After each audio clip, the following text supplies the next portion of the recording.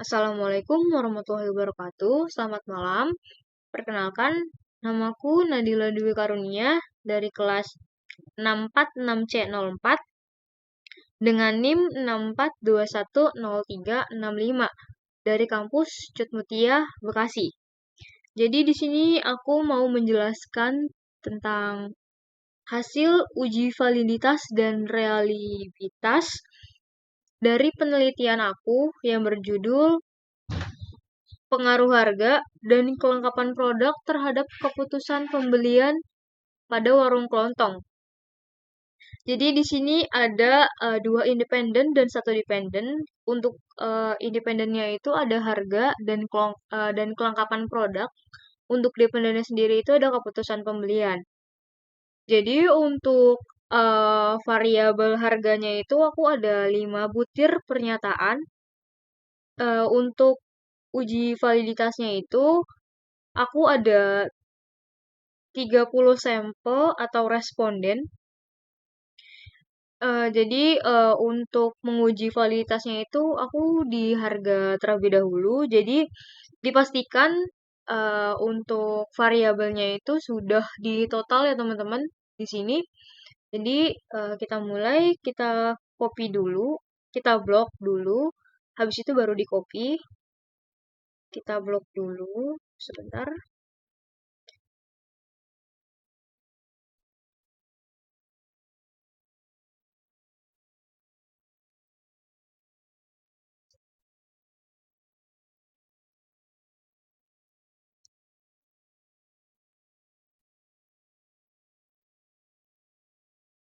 Jadi kita blok terlebih dahulu, habis itu kita copy ya teman-teman. Bisa klik kanan atau Ctrl plus C. Kita copy, terus habis itu kita ujinya itu di aplikasi SPSS. Nah, di data view terlebih dahulu ya teman-teman. Jadi di sini kita paste dulu. Kita paste. Nah, sudah keluar datanya. Kita cek ada 30 sampel atau responden. Di sini. Jadi kita ke variabel view dulu. Nah, untuk di variabel view-nya, di variabel ini kita ubah dulu jadi harga, variabel harga. Jadi kita tulis seperti ini aja, kita ketik seperti ini aja. Oh iya teman-teman, untuk di SPSS dipastikan jangan memakai spasi ya teman-teman, karena takutnya tidak berfungsi. Jadi dialihkan bisa pakai underscore kayak yang aku pakai, atau bisa pakai titik, atau bisa pakai strip, atau apapun itu yang sesuai dengan kenyamanan teman-teman. Seperti itu. Kita lanjut seperti ini.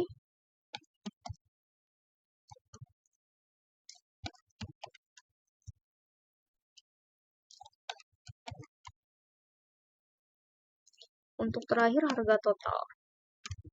Seperti ini. Nah, di sini ada name, type, width, decimal, label, value, missing, column, arrange, measure, sama row. Nah, untuk yang dirubah itu di name sama di measure aja. Kalau misalnya selebihnya itu diabaikan aja teman-teman. Jadi di measure-nya ini aku ganti di ordinal. Kita ganti satu-satu ya teman-teman. Sorry. Kita ganti di ordinal.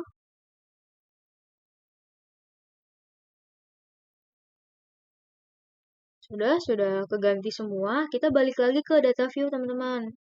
Nah, di sini sudah kerubah ya, sudah keubah untuk variabel di sini jadi harga. Nah, di sini aku kan mau uji validitas. Nah, untuk uji validitasnya itu ada di kalian bisa klik analyze di sini, terus dari analyze ke correlate, habis itu baru ke bivariate di sini. Kita klik ya teman-teman. Klik. Nah, untuk uji validitasnya itu ini semua dipindahkan ke variabel yang di sebelah sini teman-teman. Jadi biar lebih mudah bisa pakai kontrol A aja seperti ini, terus diklik tanda panah yang ini dan kerubah semua. Dan dipastikan untuk optionnya itu hanya exclude case pairwise aja yang dicentang seperti ini. Habis itu selanjutnya untuk di stylenya itu tidak usah diubah teman-teman, diabaikan aja seperti ini. Dan di bootstrapnya pun sama, diabaikan aja, nggak usah diotak-atik, seperti ini aja.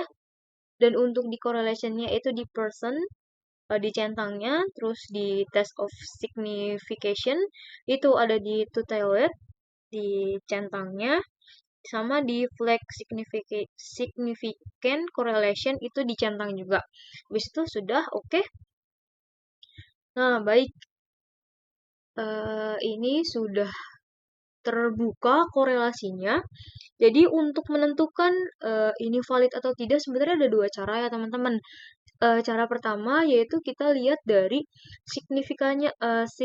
signifikasinya two tailed itu ada di 0,00 ya teman-teman. Jadi untuk menentukan signifikan atau tidak itu kalau misalnya signifikannya itu di bawah 0,05 teman-teman, itu baru bisa valid datanya. Jadi untuk dataku ini kalau misalnya menurut signifikan yang ini berarti dataku itu valid karena di bawah 0,05.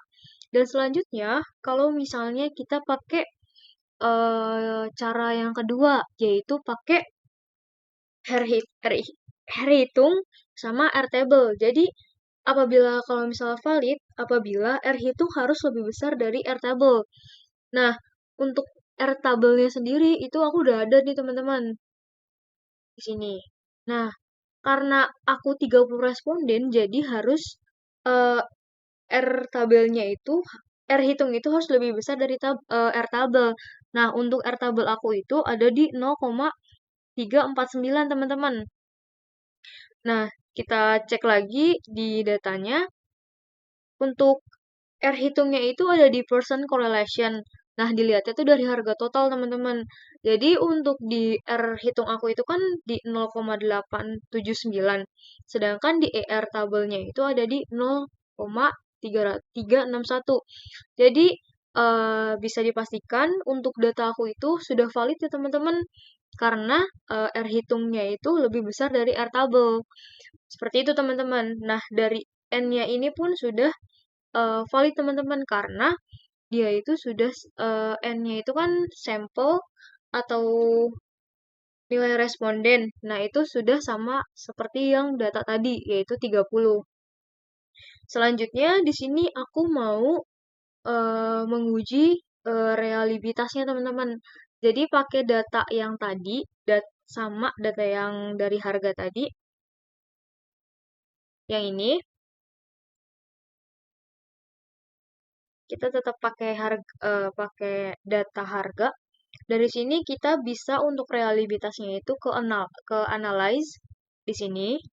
Kita pencet analyze, terus kita ke scale teman-teman. Scale, terus klik di reliability analyze. Di sini kita klik aja. Nah, kalau misal untuk di realibilitas itu dipakainya tuh dari harga 1 sampai harga 5. Untuk harga totalnya nggak usah dipakai teman-teman. Jadi kalau misalnya untuk lebih mudah tetap pakai Ctrl A seperti ini. Terus ininya dihilangin aja. Sebentar. Kayak gini. Dipindahkan. Nah, untuk harga totalnya dipindahkan lagi seperti ini. Nah, ini tinggal sisa ini aja teman-teman. Lebih mudah. Habis itu kita ke statistik.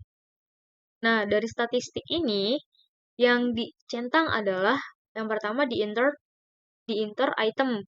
Di enter item itu dipencetnya korelasi sama di uh, covariance di sini.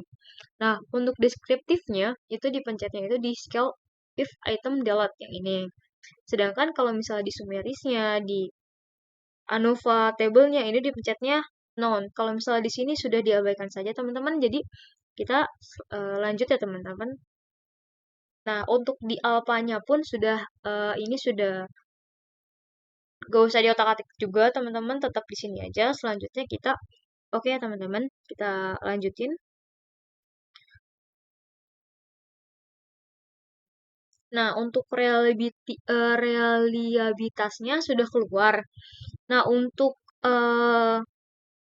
nilai sampel atau nilai respondennya sudah benar ya teman-teman. Jadi di sini sudah valid 30 seperti data yang kita punya.